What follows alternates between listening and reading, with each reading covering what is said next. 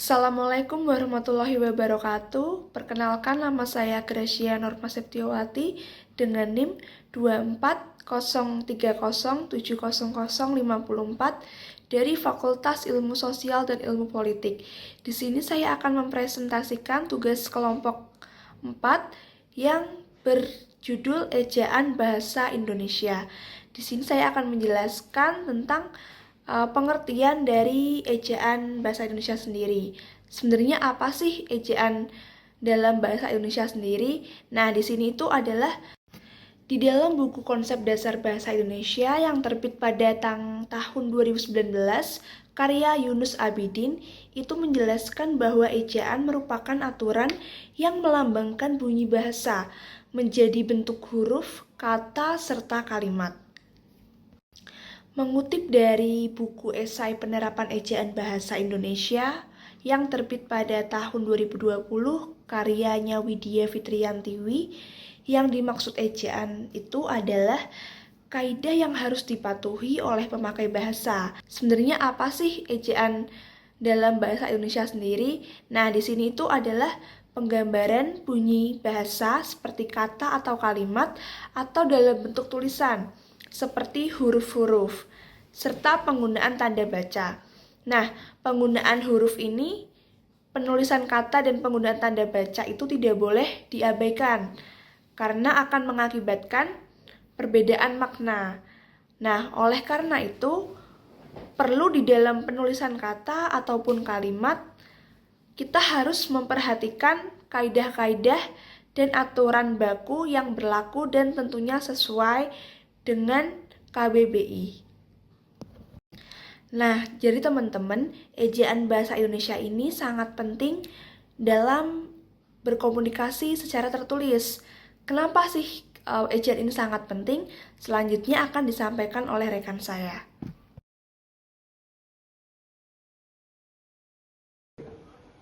Halo, saya Muhammad Hanafi Sanaya dengan NIM 2403070137. Di sini saya akan menjelaskan tentang beberapa prinsip-prinsip ejaan bahasa Indonesia. Dalam sistem ejaan bahasa Indonesia terdapat 3 prinsip penting yang mendukung keteraturan keterbatasan tulisan, yaitu berupa keselarasan, konsistensi, dan kemudahan. Berikut adalah penjelasan yang akan saya jelaskan dari prinsip-prinsip tersebut. Yang poin utama yaitu berupa prinsip keselarasan. Prinsip keselarasan berarti bahwa sistem ejaan harus sesuai dengan struktur dan aturan bahasa Indonesia secara keseluruhan, termasuk kaidah tata bahasa, morfologi, dan fonologi.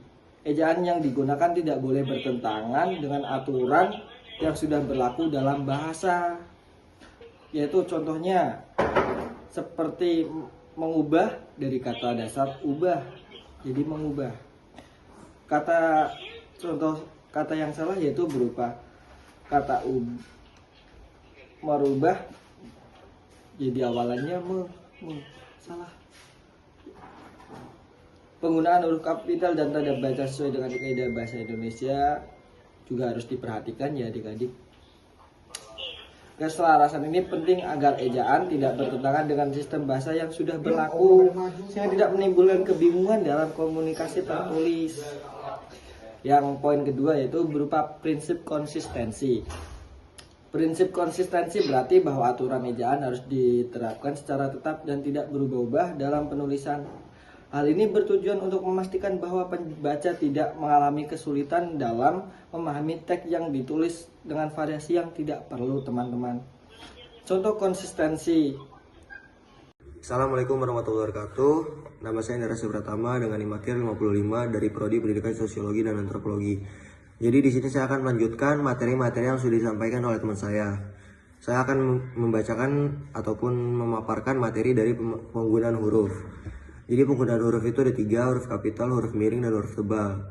Pengertian huruf kapital sendiri, huruf kapital adalah huruf yang berukuran lebih besar dan berbentuk khusus dalam sistem alfabet Latin. Huruf-huruf tersebut adalah A hingga Z. Nah, huruf kapital biasanya digunakan dalam kalimat ataupun huruf pertama, nama diri, dan lain-lain menurut bahasanya. Huruf miring. Huruf miring adalah gaya tulisan yang digunakan untuk menunjukkan teks atau kata-kata yang ingin diberikan penekanan atau ditekankan dalam sebuah dokumen ataupun tulisan. Huruf tebal. Huruf tebal adalah huruf yang dicetak tebal atau berat. Nah, huruf tebal memiliki jarak yang lebih besar daripada huruf biasanya.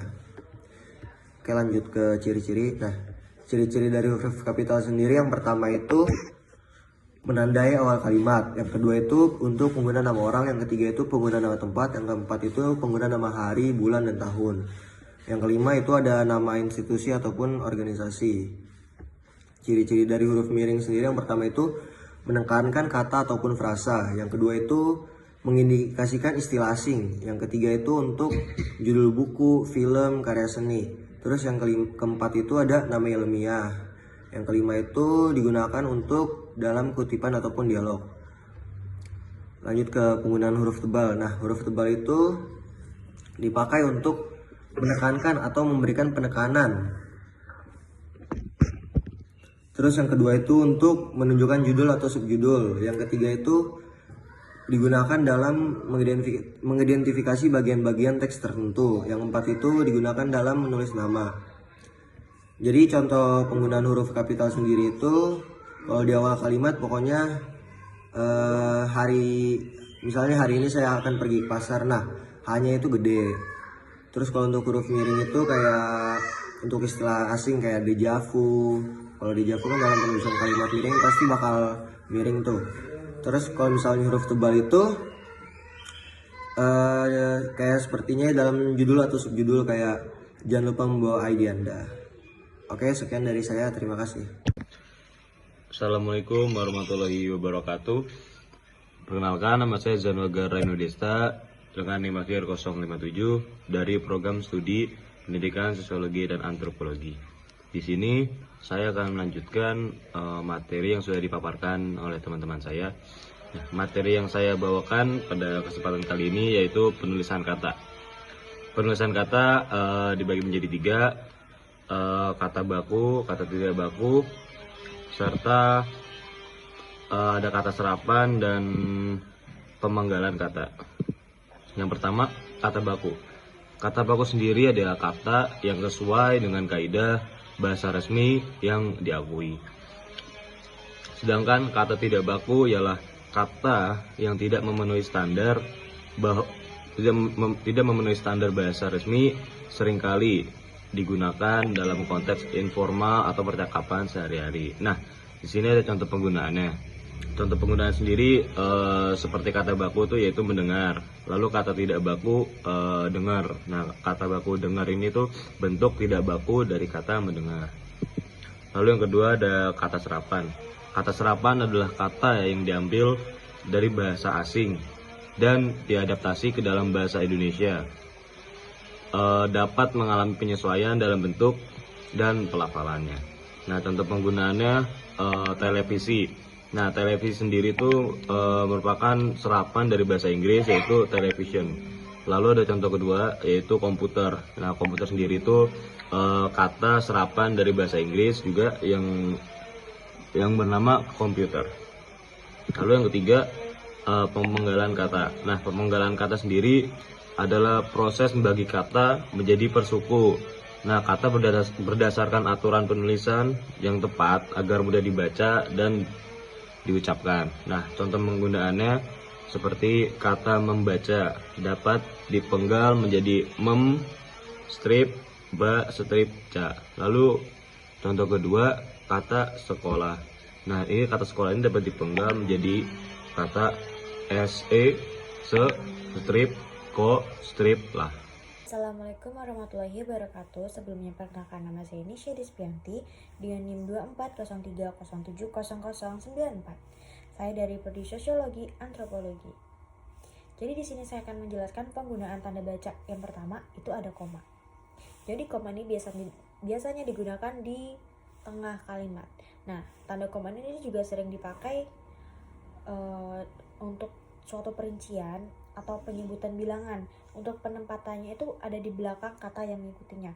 Contohnya, ibu berbelanja keperluan memasak seperti gula, garam, kecap, dan minyak goreng. Penggunaan kedua itu itu sebagai perbandingan kalimat. Nah, tanda koma berperan dalam membentuk sebuah kalimat perbandingan. Tanda ini dipakai untuk memisahkan kalimat yang setara yang didahului kata yang menunjukkan perbandingan. Biasanya kan perbandingan ini pakai kata tetapi, namun, atau melainkan. Contohnya, kita lihat. Wahana wisata itu sungguh menyenangkan, namun cukup berbahaya bagi anak-anak. Tuh ya. Kemudian kita lanjut ke penggunaan memisahkan anak kalimat dengan induk kalimat. Tanda koma ini juga dipakai untuk memisahkan anak kalimat dari induk kalimatnya dengan catatan jika anak kalimatnya mendahului induk kalimat.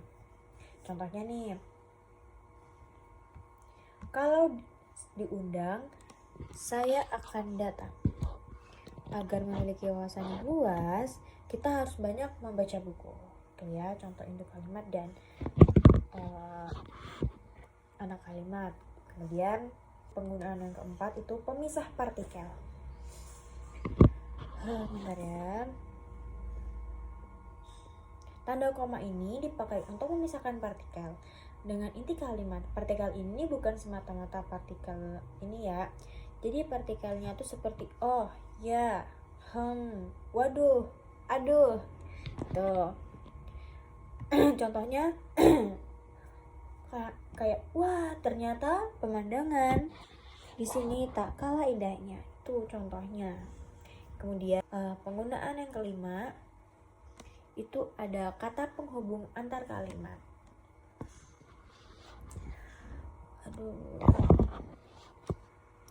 Kamu wajib meletakkan tanda koma di belakang kata atau ungkapan yang menjadi penghubung antar kalimat. Kata atau ungkapan tersebut misalnya oleh karena itu, namun, akan tetapi, maka dari itu, dan meskipun begitu. Contohnya nih, kata-kata ungkapan itu, habis kata ungkapan langsung kita kasih koma. Misalnya nih, di contoh, oleh karena itu, koma, langsung kalimat lengkapnya nih. Kita harus merencanakan dengan matang. Seperti itu, seperti contoh nomor 2 juga. Akan tetapi, koma, peluang tim ini untuk menang masih terbuka lebar. Itu ya. Penggunaan nomor 6 itu penulisan gelar. Nah, dalam penulisan gelar akademik, tanda koma dipakai di antara nama orang dan gelar yang mengikutinya untuk membedakan dari singkatan nama diri, marga, atau keluargaannya. Sepertinya Hani Amaria, S.SI. Nyonya Ratu Regina, S.com. Jadi setelah nama itu pasti itu langsung diikuti dengan tanda koma untuk memisahkan nama, marga sama gelarnya. Jadi marga itu kan masih termasuk nama ya. Kita lanjut ke penggunaan tanda baca titik. Jadi tanda baca titik itu yang pertama itu penanda akhir kalimat. Fungsi tanda titik paling umum dan paling banyak digunakan dan dipahami orang-orang ialah sebagai tanda pada akhir kalimat. Tapi bukan seperti kalimat ini ya. Langsung aja tuh contohnya. Ayah baru saja berangkat ke Yogyakarta, titiknya. Ini sih teman-teman juga udah pada tahu ya. Setiap kalimat kalau misalnya udah mau penutup kalimat tuh pasti diikuti sama titik, ya kan? Tuh, seperti contoh, Ida sudah menyelesaikan artikel tentang ketimpangan sosial kemarin, titik. Nah itu ya teman-teman sudah tahu, jadi nggak usah lanjut. Pemisah angka pada penanda waktu, jam, menit, dan detik. Nah, contohnya pukul 6:05, pukul 10:18. Jadi kayak memudahkan gitu ya. Ya walaupun nggak banyak yang pakai titik karena rata-rata kemungkinan kita bisa melihat titik ini tuh banyak dipakai titik dua yang titik 2 gini. Kemudian penunjuk jangka waktu. Nah, hampir serupa dengan fungsi yang sebelumnya. Tanda titik juga berfungsi sebagai penunjuk jangka waktu. Misalnya nih contohnya 01.03.047. Nah, cara bacanya kan kita 1 jam 3 menit 47 detik. terus kayak sebagai ini aja sih, kayak jarak gitu ya. Terus seperti contoh berikutnya nih, terus tulisannya itu 07.00.38. Nah kita cara bacanya itu jadi mudah nih, 7 jam 38 detik. Kemudian penggunaan berikutnya itu memperjelas jumlah. Nah, tanda titik ini juga digunakan untuk memperjelas bilangan ribuan atau kelipatan. Nih, contohnya nih, kecelakaan di tol bulan lalu mencapai 1.200 kejadian. 1.200 kejadian. Dia membantu di angka 1200 ini terus kita tambahin titik, jadi kita kayak mudah ngebacanya, kayak untuk mudah ya ngerti. Coba kalau misalnya nggak ada, kalau kita baca sepintas itu mungkin bakal kayak apa nih satu, ya mungkin kita bakal ngerti tapi lama kan, tapi dengan ada bantuan titik mungkin kita 1.200 nih, kayak gitu. Tapi juga perlu kalian ingat ya teman-teman, tanda titik ini tidak berlaku kepada angka yang tidak menyatakan jumlah meskipun angkatannya ribuan. Tuh. Contohnya nih, aku lupa nyantumin. Contohnya ini tsunami di Aceh terjadi pada tahun 2004. Nah ini dia tanggal 2004. Kita nggak mungkin ngasih tahun 2.004. Tuh. Karena 2004 kan tidak menyatakan jumlah ya. 2004. Kemudian penggunaan selanjutnya, kita lihat, tidak digunakan sebagai pada akhir judul. Nah seperti teman-teman tahu, titik ini nggak dipakai di akhir judul ya. Ini contohnya mungkin dipakai untuk penjelas angka di 3.2 tapi nggak dipakai untuk di akhir judul ya. Grafik 3.2 angka kematian COVID-19 di Provinsi Jawa Timur. Dan mungkin seperti teman-teman tahu, kita nggak pernah ngeliat judul itu diakhiri dengan tanda titik ya. Kemudian sebagai kalimat perintah. Nah kalau kalian tahu teman-teman sekalian, memerintahkan atau menyuruh kepada seseorang, maka berlaku penggunaan tanda seru di sini jika diucapkan. Tanda seru ini dipakai baik perintah sifatnya keras maupun tidak. Kan mungkin teman-teman sering ya kayak untuk ngechat teman-teman yang lain kayak marah gitu. Aku marah sama kamu, tanda seru gitu kan. Nah, begitu juga di ini ya. Contohnya itu tolong matikan lampu di ruangan itu, tanda seru. Ini berupa kalimat perintah. Mungkin setiap tanda perintah itu langsung kita kasih tanda seru teman-teman. Jadi kesannya kayak kita tuh memerintahkan, walaupun emang konotasinya bukan kayak kamu harus gini, enggak, tapi kita hanya emang kalimat perintah, kayak kalimat suruhan ya itulah ya. Kemudian itu menunjukkan ekspresi terkejut atau kaget. Nah kalian bisa nih pakai tanda seru ya. Kita berangkat sekarang, ayo semangat. Nah ini ekspresi menunjukkan kesemangatan untuk berangkat ke suatu tempat ya teman-teman. Kemudian astaga, apa aku lupa memberikan kabar ke kamu? Nah ini juga kaget nih. Jadi bisa ya pakai si tanda seru ini. Kemudian kita lanjut ke penggunaan tanda baca. Nah, tanda baca ini bisa kita pakai untuk menanyakan sesuatu. Kita nanya, contohnya nih, kapan Gulham pergi ke Bandung? Langsung, kapan Gulham pergi ke Bandung? Tanda tanya. Apakah Rivi sudah tahu kabar itu? Tanda tanya. Jadi tanda tanya ini bisa dipakai untuk menanyakan sesuatu. Pokoknya yang kayak menanyakan gitu. Apakah, kapan? Letakkan di tanda kurung untuk menyatakan bagian dari sebuah kalimat yang masih kurang dapat dibuktikan keabsahannya. Contohnya, total dana yang dikorupsi sekitar 500 juta rupiah. Ini masih sekitar dan belum pasti. Jadi kita masih bisa menggunakan tanda tanyanya ya teman-teman. Kemudian langsung kita ke penggunaan titik koma. Titik koma. Jadi yang pertama itu memisahkan bagian kalimat. Contohnya nih, malam semakin larut. Tugasnya tak kunjung selesai. Nah, titik koma ini dapat memisahkan bagian kalimat yang sejenis dan setara ya teman-teman. Kemudian penggunaan kedua, memisahkan kalimat setara. Sama seperti sebelumnya ya. Contohnya, ibu masak di dapur, Nanda menonton TV di ruang tamu. Ya, hampir sama seperti koma. Kemudian penggunaan tanda baca titik dua. Nah, penggunaan pertama itu akhir pernyataan lengkap. Tanda titik dua digunakan pada akhir pernyataan yang lengkap, tetapi hal ini hanya berlaku jika masih dalam rangkaian yang sama, masih yang setara ya. Contohnya, kita persiapkan perlengkapan berkemah, titik dua, tenda, ransel, jaket, dan pakaian tidur. Tuh. Tapi ini ada tapinya teman-teman. Lain halnya jika rangkaian tadi merupakan pelengkap yang mengakhiri pernyataan. Tanda titik dua tidak digunakan. Nih contohnya, aku lupa nyantumin.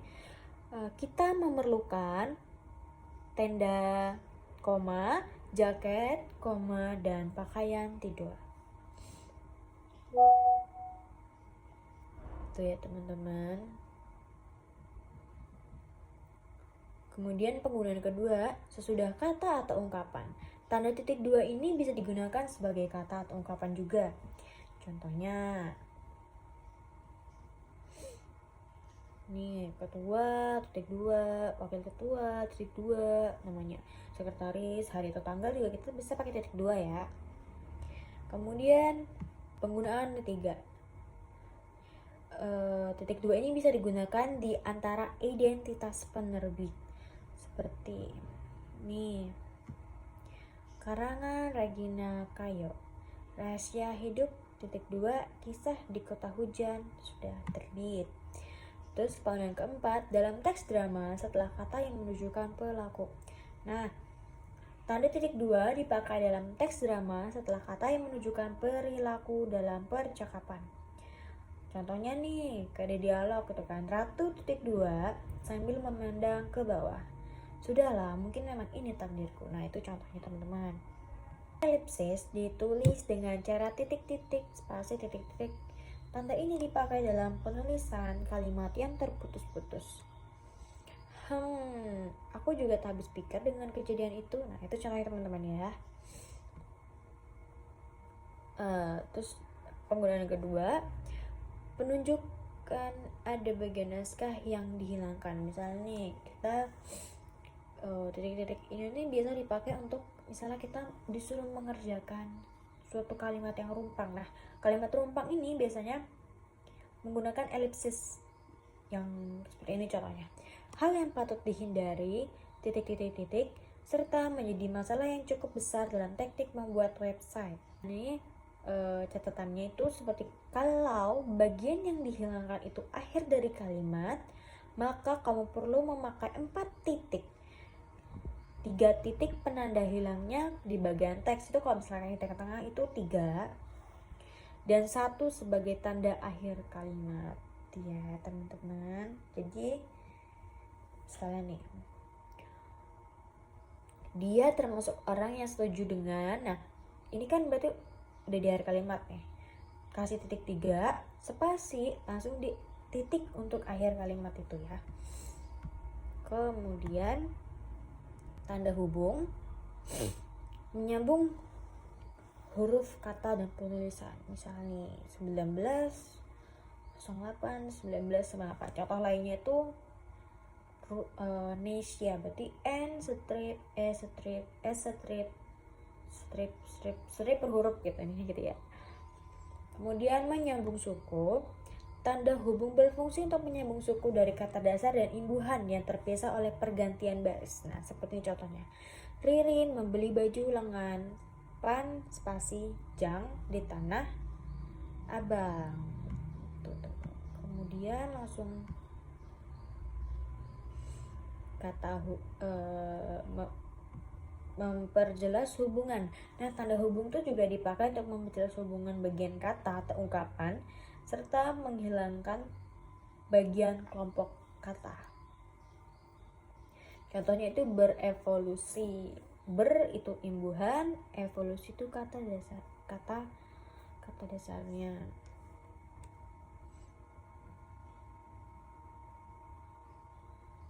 Kemudian keempat, menyambung unsur kata ulang. Contohnya nih, mondar mandir, kanan kiri, terus anak-anak. Kata yang mempunyai unsur tuh berulang-ulang seperti anak-anak, kuda-kuda, kupu-kupu gitu ya teman-teman. Kemudian metode penggunaannya membatasi penyisipan kata. Jika ada pembatasan penyisipan kata atau kalimat yang memberikan penjelasan khusus di luar konteks kalimat, maka digunakan tanda pisah seperti kesuksesan itu strip saya yakin akan tercapai, harus diperjuangkan oleh dirinya sendiri. Tuh. Yang kedua, tanda pisah dua bilangan. Tanda pisah dipakai juga di antara dua bilangan atau tanggal yang menunjukkan arti sampai. Nih, 2019 sampai 2020. Kemudian Medan 13 sampai 20 Januari 2015. Baca kurung yang pertama itu mengapit angka. Nah, kita bisa memakai tanda baca kurung yang digunakan untuk mengapit angka atau huruf yang merinci sesuatu urutan. Misalnya nih, harta kekayaan meliputi A. logam mulia, B. properti, dan C. saham. Tuh ya. Kemudian mengapit huruf. Tanda kurung bisa mengapit huruf atau kata yang kemunculannya di akhir dapat dihilangkan. Nah, contohnya itu pendaki amatiran tidak diperkenankan untuk mendaki sampai puncak Mahameru. Kamu juga bisa menggunakan tanda kurung untuk mengapit keterangan atau penjelasan yang bukan bagian pokok dari suatu kalimat. Ini bukan pokok, tapi mungkin untuk memperjelas aja, untuk mengasih kejelasan. Contohnya, bukti tersebut, ini kalau nggak pakai yang dibaca di tanda kutip, tanda kurung, itu pun nggak apa-apa. Cuman kan ini kayak dipakai tanda kurung untuk menjelaskan gitu ya, sebagai keterangan gitu, mengapit kejelasan. Makanya tadi saya bilang mengapit kejelasan. Nah, kita lihat contohnya.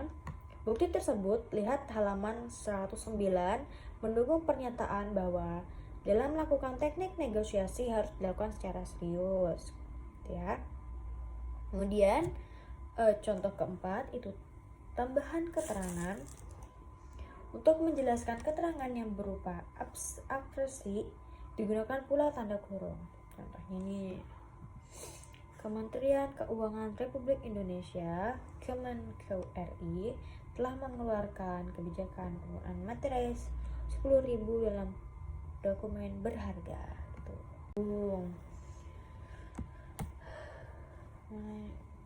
Garis miring nggak tahu hubung, ini bisa kita baca atau serta tiap. Nih contohnya nih, pria atau wanita, harga permen itu 1.000 per butir.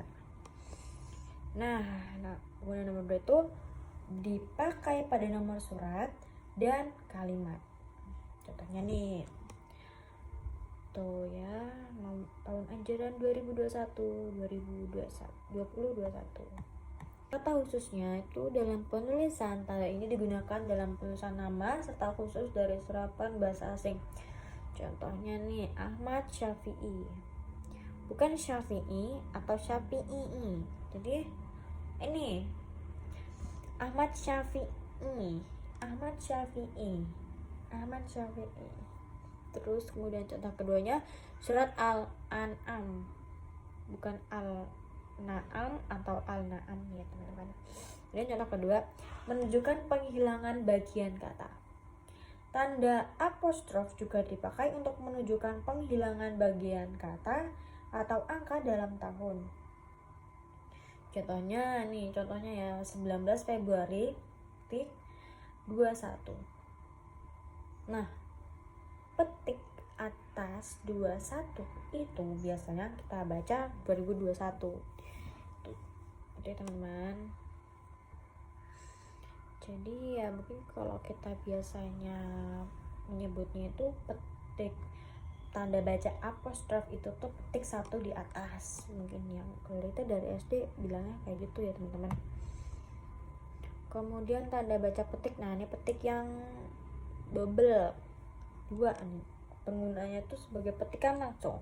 Nah, tanda petik ini berfungsi sebagai pengapit langsung dari pembicara dalam naskah gitu kan. Contoh ini, aku lapar, ucap Rano. Nah, itu. Kemudian contoh lainnya tuh seperti pasal 36 UUD 1945 berbunyi bahasa negara ialah bahasa Indonesia. Kemudian pit istilah ilmiah. Nah, contohnya aja nih langsung. Dalam istilah asing, keadaan semacam ini disebut sebagai jet lag. Tuh, teman-teman. Jadi, pada bahasa asing mungkin selain di garis miring juga kita bisa pakai tanda petik ya, teman-teman. Assalamualaikum warahmatullahi wabarakatuh. Perkenalkan, nama saya Rizal Jatuardana. Saya dari Prodi PJKR. NIM saya 24060102221. Saya dari kelompok 4. Di sini saya akan menjelaskan tentang kesalahan umum dalam ejaan. Yaitu yang pertama ada kesalahan. Saya akan menjelaskan, akan memberitahu ada beberapa kesalahan dalam ejaan. Yang pertama yaitu salah menempatkan tanda baca. Yang kedua, salah memberi tanda baca pada kata jamak. Yang ketiga, pengguna tanda baca yang berlebihan dan sulit untuk dipahami.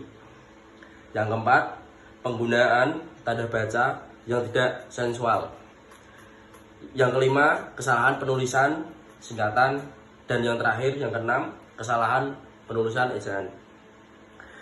Lanjut, ada contoh kesalahan umum dalam ejaan. Yang pertama yaitu kesalahan ejaan. Saya akan mengirimkan surat kepada Anda. Titik. Kesalahan pengguna titik 2. Kesalahannya di titik 2. Yaitu ada 2 hal yang perlu disiapkan. Yaitu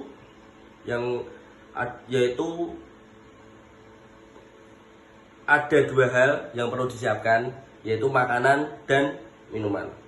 Kesalahan tanda baca di koma. Contohnya, dia pergi ke pasar. Yang pertama kan tidak ada koma, yang ini ada koma.